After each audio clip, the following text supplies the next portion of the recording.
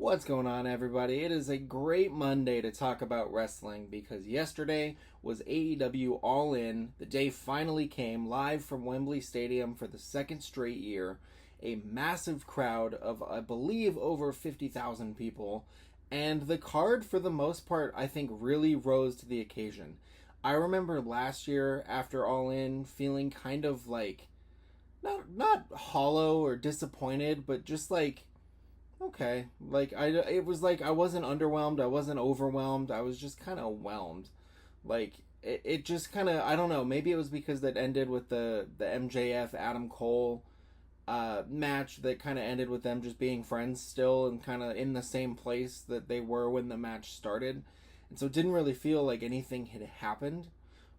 This show, on the other hand, I really think that this was a step up from that first Wembley show, and I think that this was one of the better AEW shows of the year so far. So I wrote down kind of a list of things that worked for me, what didn't work for me. Just throughout the night, I kept a running list going. I have it typed up here on my computer. And the nice thing too about doing something like this and kind of talking through shows is, there's going to be things that I liked that people watching did not like, and there's going to be the opposite, things that I didn't really like that people watching really liked.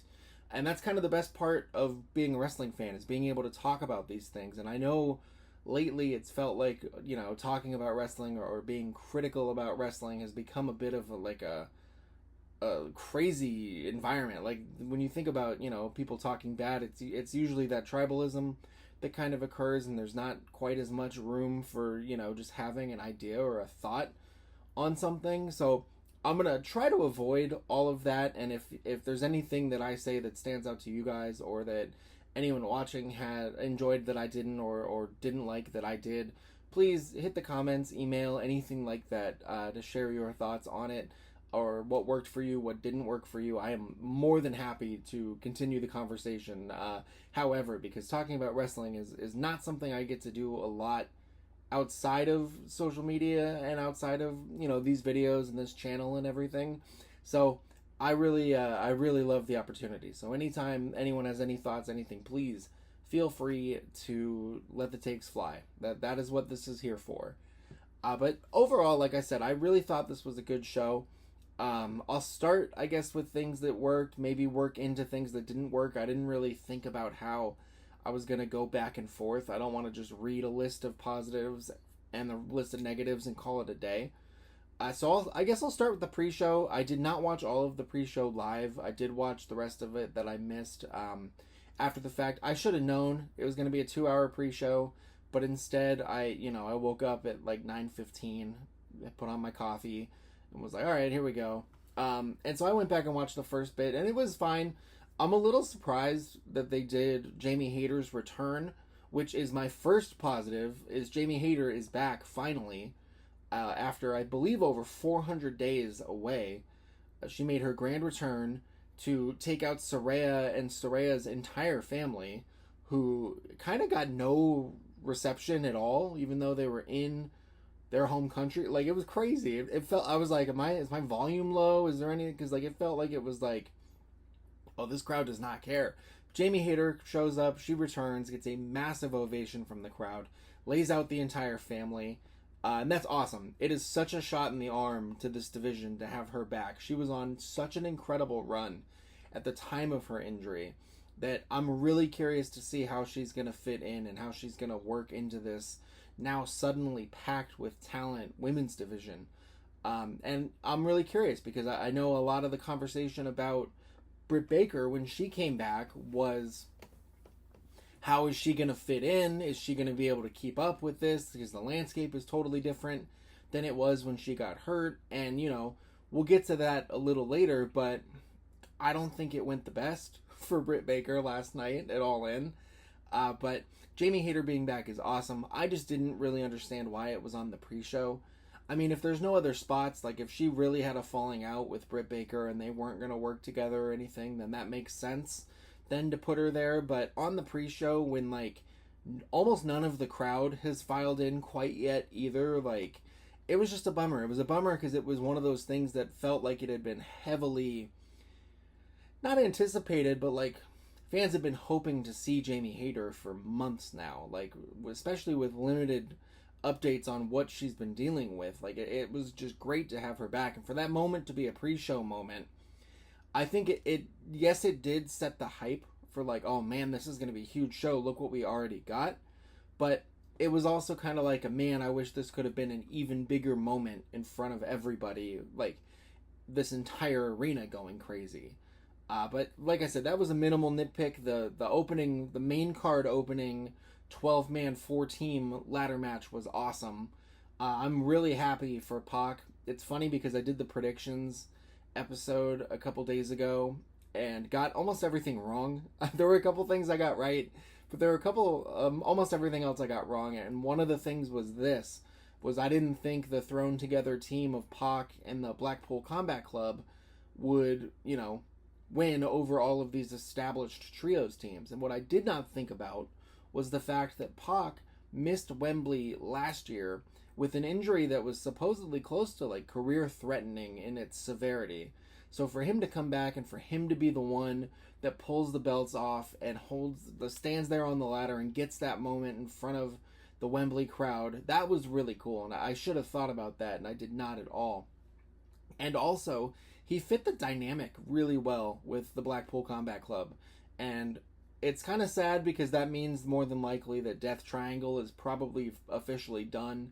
And the Lucha Bros are probably WWE bound at this point, like the rumors are pretty heavily suggesting. But he fit right in with them and blended styles really well. And if they decide to continue that route, where they keep him with the faction, like, in full Blackpool Combat Club capacity, I think it's going to be a great fit, and I think he's going to be someone that can bring a lot to that group that is kind of, from time to time recently just felt stale. So I really think he brings a big shot of adrenaline to that, and I was really happy to see him have that moment. And then I a little surprised at how they paced this show and where different matches were on the card. In particular, I think the Mercedes Moné Britt Baker match suffered the most because it came on after Will Ospreay and MJF, and I think the crowd was just drained at that point. But we followed up this ladder match with the women's championship match, which was Mariah May challenging Toni Storm in what has been probably the best storyline in AEW over the last 9 months. I would say a year, but since Mariah May showed up 9 months ago, this has been the story. And in just 9 months, Mariah May has gone from, like, interesting signing to, like, potential future cornerstone of the women's division of the company. She was an absolute megastar here. She took everything Toni Storm could throw at her. They told a wonderful story in the ring to culminate this huge, long storyline. And in the end, Mariah May beats Toni Storm with Toni Storm's own finisher. And we have a new women's world champion. And she, like, really was, like, healing it up out there. She spit on Luther. She slapped her mom. Like, she was, like, no stone unturned in getting booed right now. And even still, she got the win, and there was still a considerable amount of cheers because people are really sold on her. And maybe it's the presentation and how well the story has worked. Maybe it's just her natural talent, but she, I thought, was exceptional. I thought that was probably, honestly, like, one of, if not the best match of the night, because there was so much pressure on it to live up to the story that had been told up until this point. And I really think that that's where it succeeded the most, as it nailed that ending. And it really told the story in a way that made logical, conclusive sense to everything that had come before it. And so for that, I'm really impressed with the two of them, with Luther, with Tony Khan and RJ City, everyone who participated in this storyline. I think it was just top to bottom, just perfectly done. Then we had the FTW Championship match between Chris Jericho and Hook.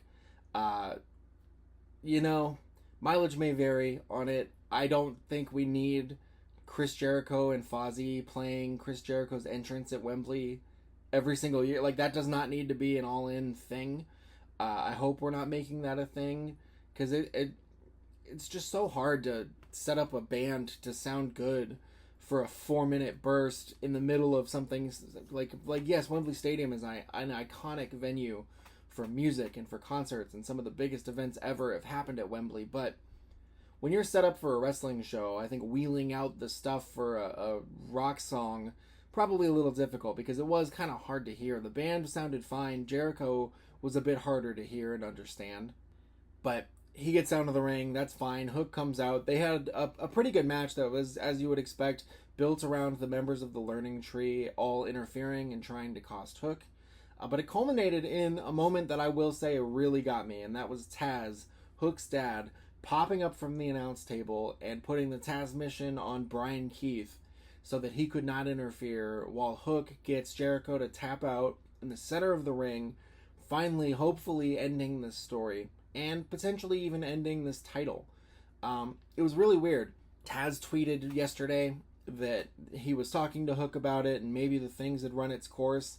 And then Tony Khan in the press conference afterwards, someone asked Hook about the title like not being recognized, and I believe the way they phrased it was like kind of a joke title. And Tony Khan got like upset and like recited people that had won it and the history of the title, and like he answered the question for Hook. And so I don't know if this is like on the path to legitimizing it more in AEW or what the idea is here. But I do really still hope that Hook is on to bigger and better things after this, because I think is ready to challenge for top titles in the company. Like he's ready to take that next step, because without that, he's just going to be stuck in the same holding pattern and there isn't going to be a whole lot of room for growth. Next up, we have the Casino Gauntlet match, which is a fun twist on the gauntlet match types with the single elimination pinfall. I think it's still a little disjointed, but it could really be a signature match for AEW once they get everything completely fine-tuned. But that's really nitpicking at this point, because the bulk of the surprises and things for the show kind of happened all around this match. Obviously, the big one is that Ricochet is now All Elite. He made his debut during this match, got a huge ovation, and looked awesome for someone who had not wrestled on TV in a couple months and who, you would have thought had been murdered by Braun Breaker based on his last TV appearance for WWE.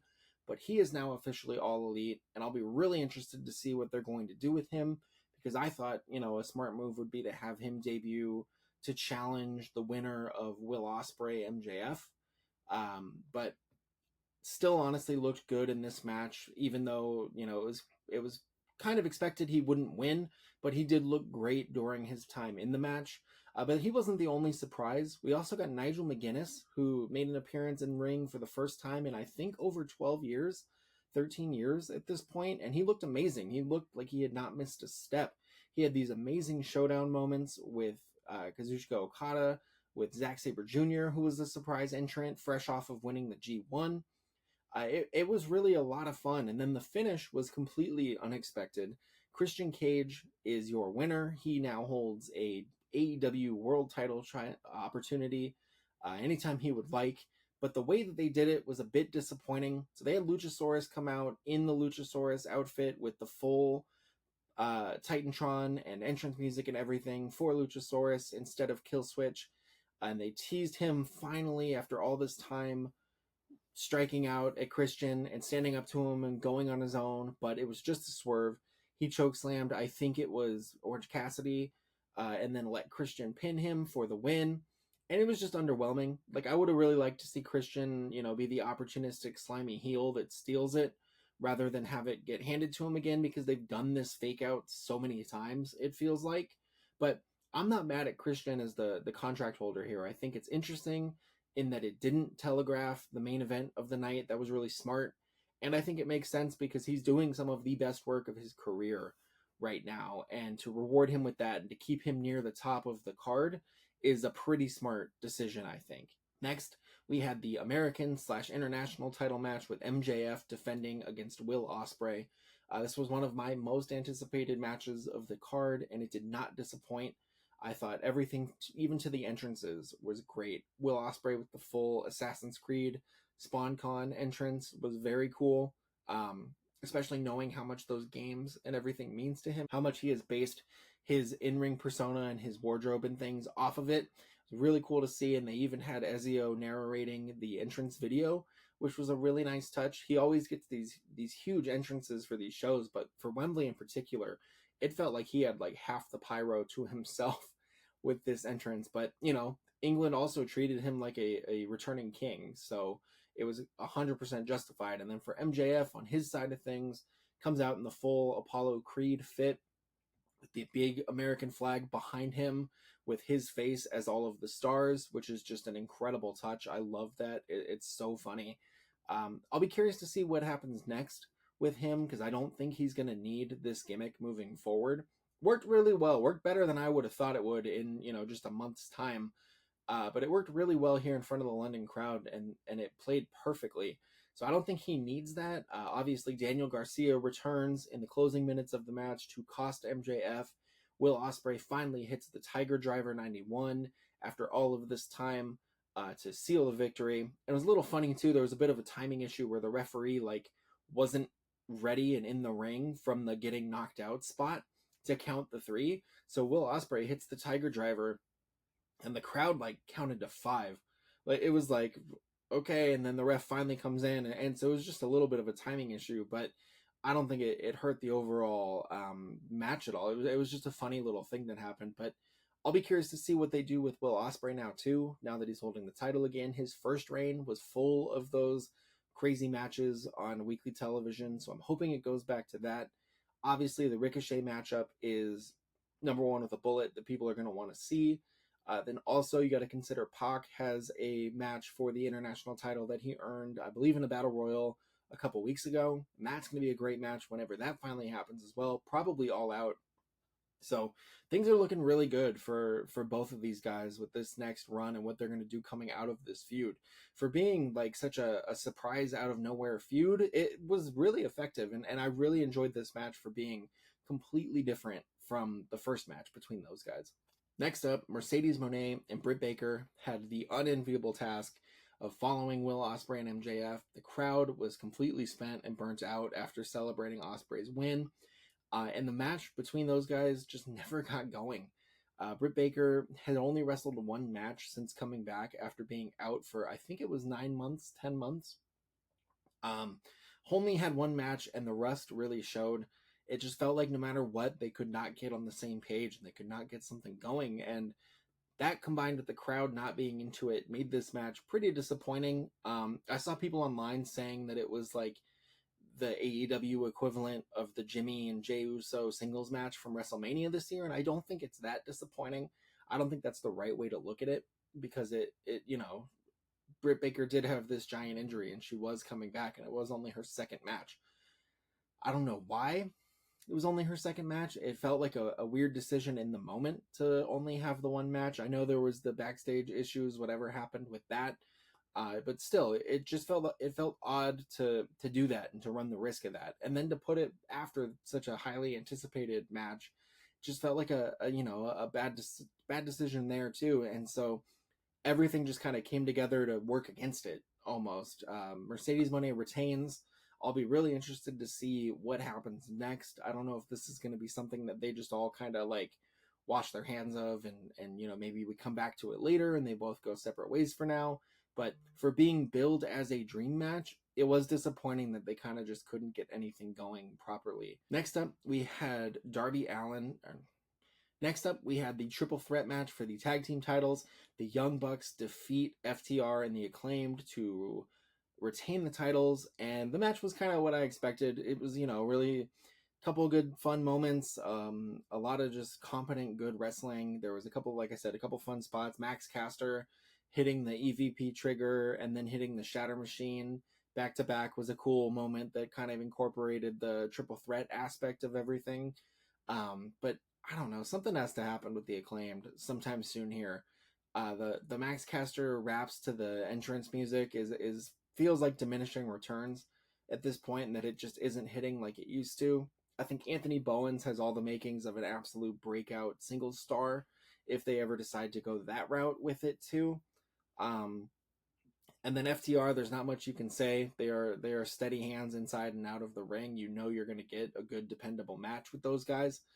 And then the Young Bucks, they hold the titles. I don't know what this means going forward. I would like to see this EVP storyline evolve somehow. I don't really know what I'm looking for, but it just feels like it's been the same like for months now, and there just hasn't been a next step to it. It just feels like it's been okay. They're in control. They win. If they don't win, they're in control. So they change the rules, and there's just been no developments or wrinkles to it. I thought maybe coming out of Blood and Guts there would be, but so far it's just all felt like the same.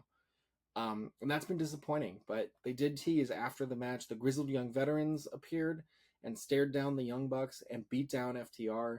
Maybe they'll be the shot of life that this tag team division needs. They also have Top Flight, a Private Party, bunch of young tag teams that could, use the exposure and use the experience. I don't know. I don't know what the tag division is going to need moving forward. I hope that it means the Bucks are going to wrestle more often.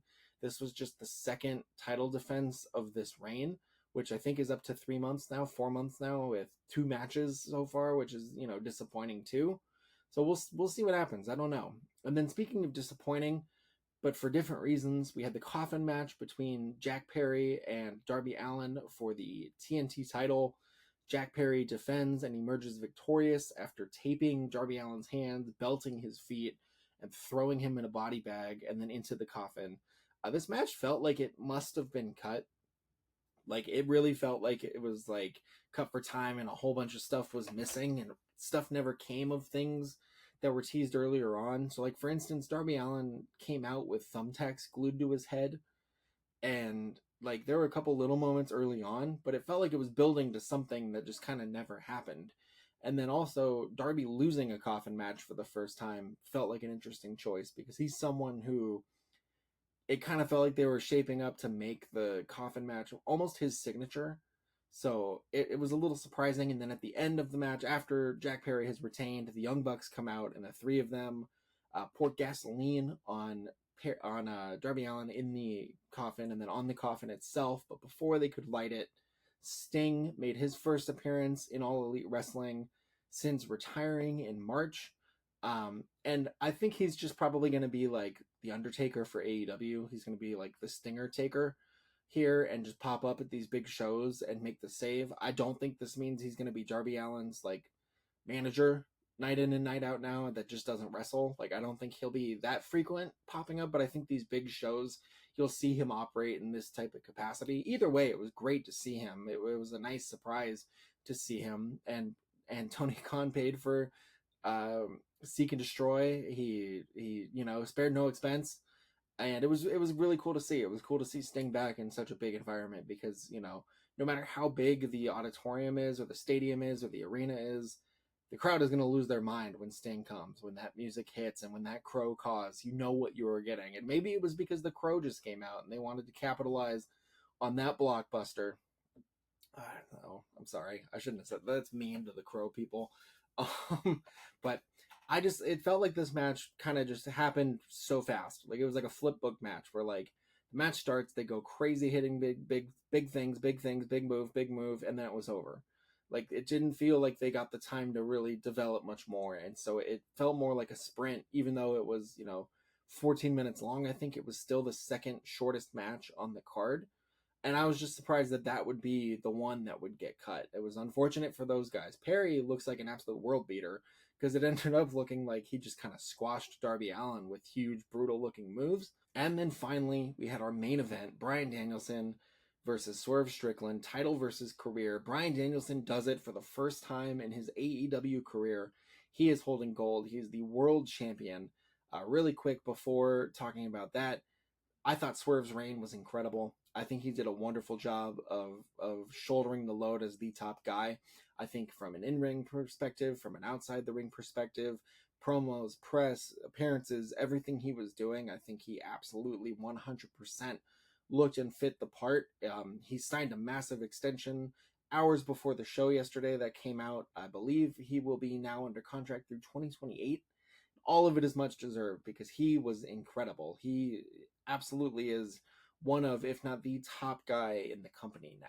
So I just want to say shout out to Swerve for an incredible reign and a star-making performance. I would argue he was already a star, but I think he put on a lot of people that did not realize it yet. But Bryan Danielson gets the win. The match was incredible as advertised. It was one that really did a good job of meeting the hype and not falling victim to underwhelming or anything like that. I think these guys were absolutely ruthless to each other. With Bryan's family in the front row, he's bleeding like almost immediately, which was a little weird because Swerve dropped him on the ring bell, like the back of his head on the ring bell. And then when the camera cut back, Bryan was just pouring blood from his forehead. So I don't know how that happened. It was just a weird thing. I might have missed something too. I wouldn't be surprised with how much was happening. And with, the buffering issues on the Bleacher Report app, it just kind of, I wouldn't be surprised if I lagged for a second and missed something, but I just thought that was a little odd. But other than that, this was a heavily emotional match where Swerve looked perfectly comfortable being the just totally evil scumbag villain out here taunting his family and beating down Bryan. There was a moment where Bryan fired up and hit the kicks and hit the running kick in the corner, hit the running knee, and Swerve just like brushed it off, like and just kind of brushed his shoulder off. And it was an unbelievable spot because you felt the air get sucked out of that arena. 50,000 plus people just absolutely losing hope in that moment. And it was incredible. It was so well done. It created such a feeling of dread. I was so sure that he was going to win and Danielson would be retiring at the end of the night. Just honestly off of that, I had gone back and forth going up to it, but the way they did that, like they made him look like such a world beater there and just so like just impenetrable. It was so well done. And then Bryan finally, with the help of Hangman Adam Page, who distracted Swerve a bit, so overcome with rage and trying to get to him, Bryan is able to hit a couple running knees and then ultimately gets Swerve to tap out to a combination of the LeBell Lock into like a Rings of Saturn type finisher, which I don't remember the last time Swerve tapped out. So that was another huge moment. But this was an incredible match that creates so many interesting things. I was super convinced that Swerve Hangman 3 would be for the AEW title. So I'm really curious to see what kind of blood match they're going to have now that the title has been taken off of Swerve and now he's going to be, just as crazed for revenge as Hangman was. So I think it's going to be brutal, whatever their next encounter is going to be. And then for Bryan, like, does he retire on Wednesday? Does he pull a Sting and go out on top on his terms? Does he try to say, this is my last ride? When I lose the title, I'm done, and set up stories that way? But I can't lie, the visual at the end with him celebrating with his family, all of the Blackpool Combat Club with him, was just so cool. It was such a nice parallel to WrestleMania 30, which ended like that with, the roster almost holding him up and celebrating. So this was really cool to see, but it did highlight one of my biggest complaints from the night, which was, where was Jon Moxley in all of this? I'm so surprised that they would not have like the MVP / workhorse of the company involved in any capacity. And I have not heard anything about him. I don't know if he's hurt. I don't know if he's just on vacation, which is, very well deserved and much deserved if that is the case. But he has not been seen since Forbidden Door when he dropped the IWGP title. I don't think there's any contract things going on, but I was so sure he was going to come out during the Casino Gauntlet. And then I was so sure that he was going to come out at the end to celebrate with Bryan. So I don't know what is happening. I don't know if the plan is to have him come back and swerve everyone and attack Bryan and be like, your heart isn't in it. I should be the champion because I care and you don't, type of thing. And just, have him go monster heel route. I don't know if they can because he's such an MVP for the company and the crowds love him so much. But I thought it was jarring to not have him involved in any way. And I don't know if anyone asked Tony Khan about it in the post-show media scrum, because I have not watched the whole thing. So there's a good chance I just missed it. And it's a really simple answer. It's honestly probably vacation related. But to not have him at the show while his entire faction is standing in the ring celebrating one of them winning the world title in, what was an incredible match, it just felt glaringly like noticeable to me. So I don't know. Did you notice that? Were you thinking that? Did they address it at all? I'll be really curious to see what his role in everything is going forward and just where he's been and what's been going on. It just felt conspicuous in his absence. And then that did just remind me one thing I want to hit before I hop off here. One of my biggest complaints, and this all feels so nitpicking, but one of the biggest things that bothered me with the show was some of the camera work and the directing. And I meant to say it when I was talking about the Gauntlet match, because that's when it felt the most noticeable. But there were a couple times here in the main event too, where like the camera would just do weird things. It's like it would be in the middle of the ring and there would be like a spot getting set up, and then the camera would like pan all the way back to show you the whole ring and like the scope of how many people were in the crowd. And they did it multiple times. And then for the gauntlet match and for the surprise returns, you would be in the ring, the camera would be in the ring, and you'd hear the crowd start to react, and you'd hear a bit of the music, and then you'd hear the announcers react, and then it would pan out, and then it would cut to the entrance ramp, and you'd see who it was, and it just felt so delayed. Like it, I just don't know, and I don't know why it wasn't adjusted throughout the night. Like I don't know if it's something where it was too far gone and they couldn't adjust it, or if it was something where no one noticed, or they didn't think it was too big of an issue, but that was just something that stood out to me. Basically, every time it happened, I was like, okay, cool. This again, all right, whatever. And, it's a bummer to see it. And it's not like it's, end of the world, but it was surprising that it never got addressed. So we'll see what happens. But if I'm the only one that noticed that, or if I'm just being super nitpicky, let me know. But I felt like it was a jarring thing. But overall, like I said, that's nitpicking for what was a really successful show. It's hard to believe it was 4 hours long. The 4 hours kind of flew by. 6 hours if you watched the full pre-show, which I did not. But AEW always stacks their pay-per-views. You always know you're getting a very good show, and you'll see some great wrestling. I don't think this was an exception to that. I think this was still one of the best shows that they've put on this year. I think it was a big improvement over the first All In as well. Like I said at the beginning of the video. So really, overall, I really enjoyed it, and I'll be curious to see what they do in the next week and a half as we push towards All Out coming up September 7th, I believe. So let me know all your thoughts on this show, what you liked, what you hope to see coming out of it, or what didn't work for you. You can always hit the comments. I will put the email address in the show notes, the description. Send in emails if you would like to do it that way. Anything is appreciated. I hope everyone enjoyed the show and had a great weekend, and I hope everyone enjoyed the week. I will be back later in the week with the full Bash from Berlin preview and any other news that might come out. Thank you very much for watching.